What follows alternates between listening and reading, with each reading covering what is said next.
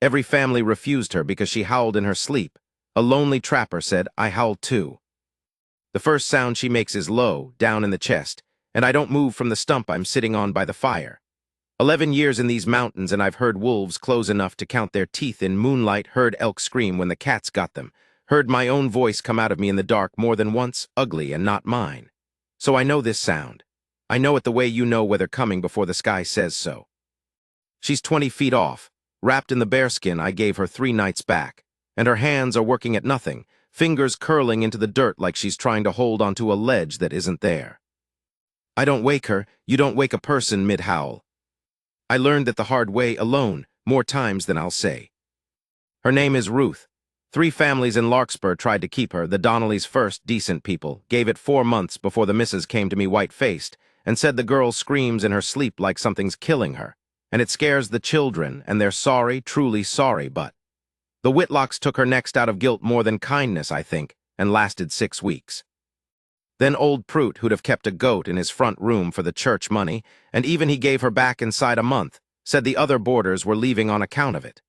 Said the word cursed once, quiet, like he was ashamed of using it, and used it anyway.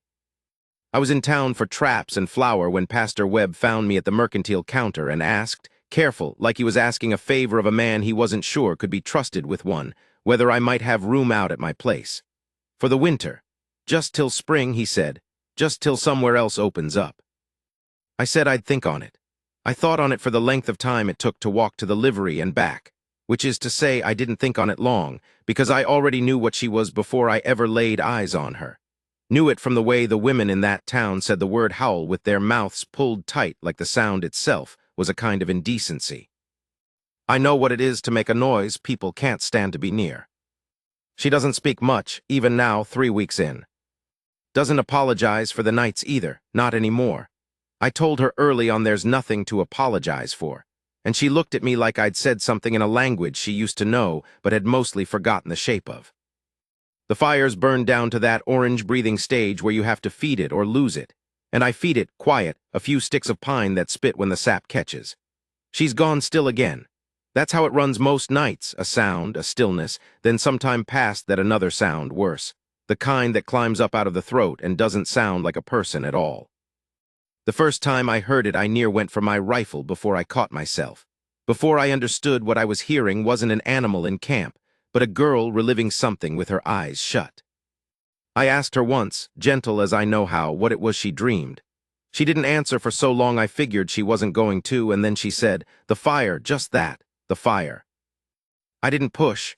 A man who's spent this many winters alone learns the difference between a door that's locked and a door that just hasn't found its hinges yet. My own howling started the winter my brother Thomas died under the ice on Coldwater Creek, 18 years back now, though some nights it feels like 18 days. I was 40 yards off when it happened, hauling the second sled, and by the time I got to where he went through, there was nothing but the black water moving under the white, smooth as a held breath, like the creek had simply decided to keep him.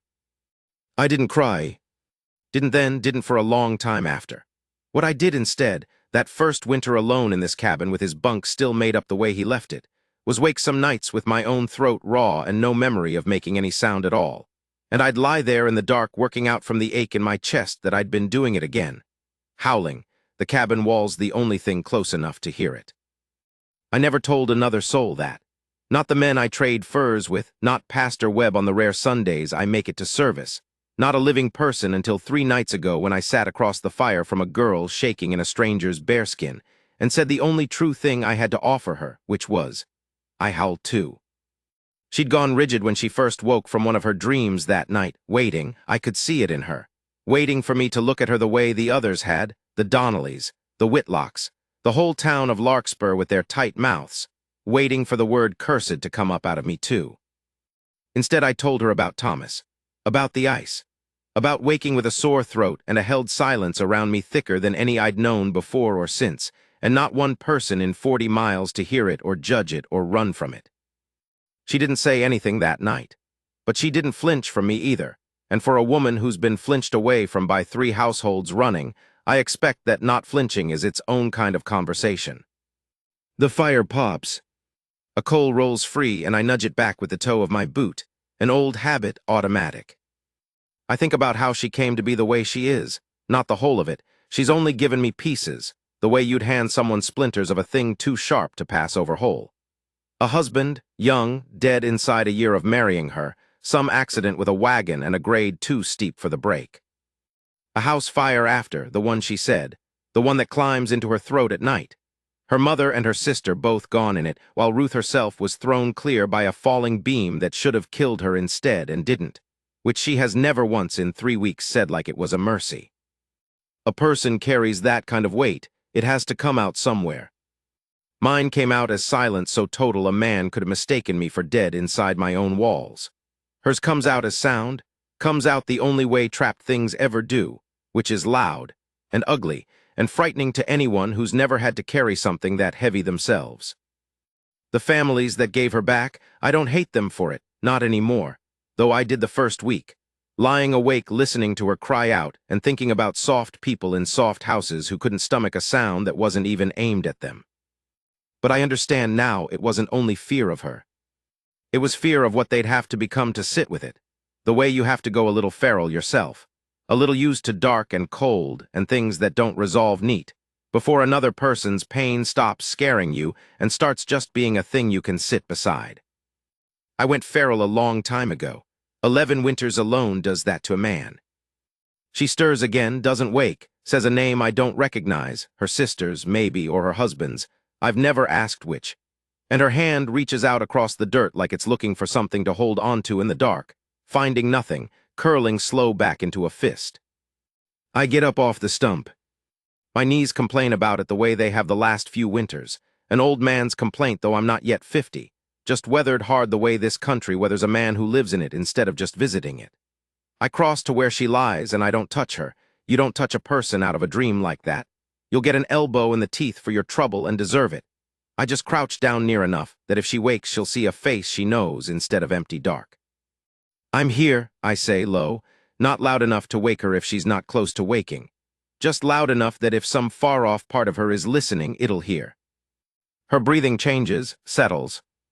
The fist of her hand opens slow against the dirt like something letting go of a held weight, and she doesn't howl again that night, not once. And I go back to my stump and feed the fire and watch the stars wheel the particular half-turn they make between midnight and the gray hour before dawn. And I think, that's the first whole night's sleep she's had since she came here. It isn't until near sunup, the sky going that color between iron and rose that means the cold's about to break a little, that she wakes proper, sits up slow, looks at the fire, looks at me. You were talking, she says, her voice is rough with sleep and 3 weeks of disuse. In the night, I heard you say something. I tell her what I said, I'm here. She's quiet a long moment, working that over the way she works most things over, careful, like a woman who's learned the hard way that words can turn on you if you trust them too fast. Nobody's ever stayed in the room for it, she says finally. They'd shut the door. Even the Donnellys, they were kind people, but they'd shut the door and I'd hear them talking low on the other side of it, deciding what to do about me like I was a leak in the roof. I'm not deciding anything about you, I say. I already decided first night you were here. Decided what? That I wasn't going anywhere on account of a sound. A man who's made that sound himself doesn't get to be afraid of it in somebody else. She looks at me a long while across the dying fire, and there's something moving in her face I haven't seen there before. Not in 3 weeks. Not gratitude exactly. Something steadier than that. Something closer to recognition, like she's looking at a man and seeing him clear for the first time instead of seeing a roof, and 4 walls, and a winter's worth of safety she's grateful for but hasn't trusted yet. The Whitlocks called it a curse, she says. Prout wouldn't say the word, but I know he thought it. It's not a curse. I throw another stick on, more out of habit now than need, the night nearly spent. It's grief that hasn't found anywhere to go yet. I had 18 years of it before I said one true word about it out loud. And the only reason I said it to you is you didn't ask me to be anything other than what I already was. Neither did you, she says, ask me to be anything. No reason to. Most men would have wanted me different, quieter, less. She doesn't finish it, just gestures, a small tired motion at herself, at the bearskin, at the whole shape of the last 3 weeks. I've had different and quiet, I tell her. Had it for 11 years out here, nobody to wake me with anything, nobody to wake, wasn't living. Was just not dying, which isn't the same thing, whatever folks back in town might think. The sun's properly up now, that thin early light coming sideways through the pines, catching the frost still silvering the ground between us. She pulls the bearskin tighter around her shoulders, but it's not a flinching motion, not the same as the first nights when she'd draw it up like a wall between us. This is just a woman who's cold and getting warm, easy as that. I should let you sleep, she says. You've been up the whole night. I sleep better out here than I used to sleep in there, I say, meaning the cabin, meaning the 18 years of empty bunk and silence so loud it had its own weight. Didn't used to have a reason to keep watch. She doesn't answer that straight off. Instead, she does a thing she's never done in 3 weeks. She shifts where she's sitting, just enough to close some of the distance between us, not all of it, not yet, but enough that when she finally speaks again, her voice doesn't have to travel as far to reach me. I'm not going to stop, she says. The dreams, I want you to know that plain before you decide anything more about staying or not staying with this. They might not ever stop. Didn't ask you to stop. I know she starts again. That's the thing nobody said to me before. Everybody else wanted a reason it would end. A cure or a church or enough quiet rooms stacked up that eventually I'd forget how to make the sound at all. I'm not interested in you forgetting, I say. Man forgets his own grief, he's not better off. He's just lost something twice. She's looking at me with that steady look again, and this time when she reaches out, it's not toward some dream thing in the dark. It's toward me, her hand finding my forearm where it rests on my knee, and she leaves it there, not gripping, just resting, the way you'd set a hand on a fence post to feel that it's solid before you lean your weight on it. I howl too, she says, quiet, like she's trying the words on the way I tried them on her 3 nights back. Didn't think there was another soul alive who'd say that and mean it.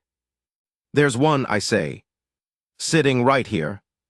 The frost is starting to give up its silver in the new sun, going dark and wet in the grass, and somewhere off in the timber, a jay starts up its racket the way they do at first light, and Ruth's hand stays where it is on my arm, and neither one of us moves to end it.